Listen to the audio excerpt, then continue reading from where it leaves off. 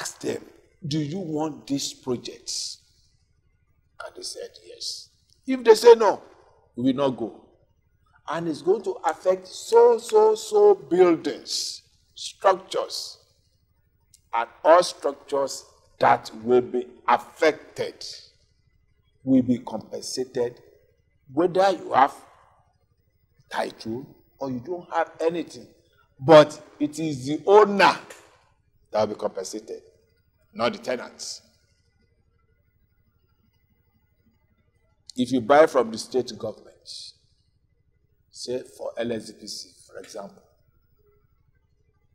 whoever that bought houses from LSDPC, there must be paper between them and the LSDPC. Write to me here, submit that papers. We will come, take the measurements, value what you have. And let me tell you, before we move for removal, we allow everybody that stays in the house to remove all their belongings. If you want to remove your window, so be it. If you want to remove your doors, why not? Some people, we allow them to remove their rooftop. It's only the carcass that we needed. But we are doing them in batches. So the first one that we receive have been passed to the department. They are collating it. As soon as it's being collated, we send it to lands. Because we can't do it once that it's first come, first serve. I can assure you we start, no, see, our budget is state appropriation. We haven't gotten the approval yet. So once the His Excellency put his pen on the approval for spending, you will see. Our budget this year is 1 trillion. So it's accommodated in my budget. Yet another pressure on the housing demand is the consequences of insurgency in the northeastern parts of the country. According to the United Nations Office for Coordination of Humanitarian Affairs, more than 1.7 million people have lost their homes in Borno, Adamawa and Yobe states. Of these, 78% are in Borno, and the government is reaching out to every available quarter for help. What they are asking for is to increase the number of beneficiaries, build houses for the civil servant, probably even as an act of tokenism. Biu is the biggest town in southern Borno. You can build some houses in Biu,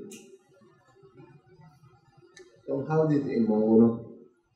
We can give you the land, some houses in Bama.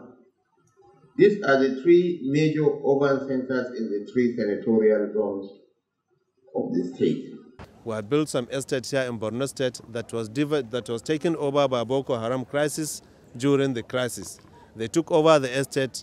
It's only when the military came, they chased them out, and the military now are trying to negotiate with us to see they have taken over the estate and converted them into the barracks for its strategic locations along Bama Road.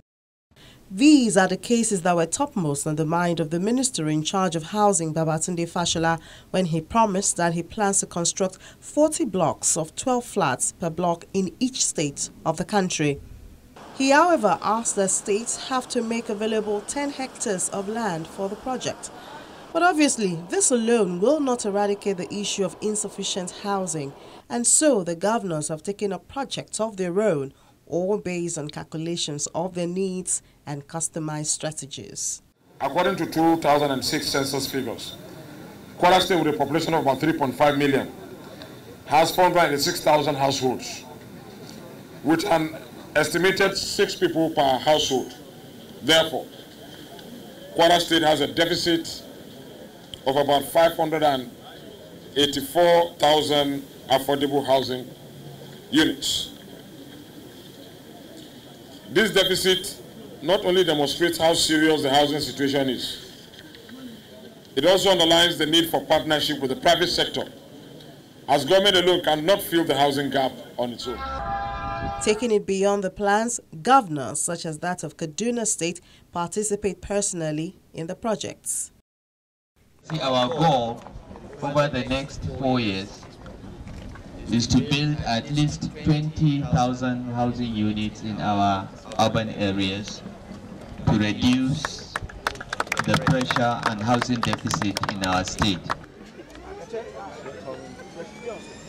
The challenge has also forced some states to look inwards with the intention to harness overlooked resources such as land.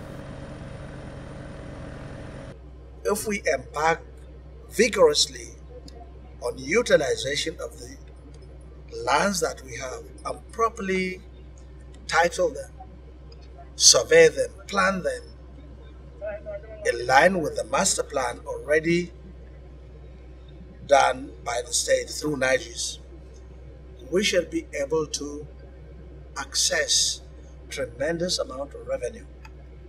But not until some other aspect of jobs are done.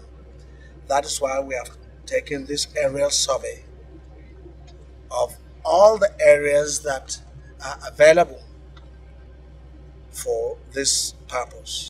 The good old approach of mortgage is what Lagos State has chosen to embrace to deal with its over 2.2 million deficit handled by the Mortgage Board.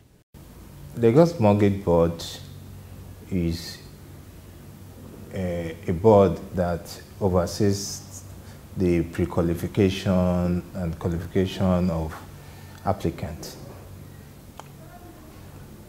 But with the present deficit that exists in Lagos in terms of housing, we are told from the report that we will need to go into active construction of houses. We will need 185,500 units yearly in the next 5 years to bridge the gap. While the approach of other governments has been to attract investment into the housing sector, such as the Western Housing Project in Anambra State. Those investments is going to do high-rise buildings there, containing 250 flats per high-rise. We try to encourage people to come and set up 20, 30 story buildings here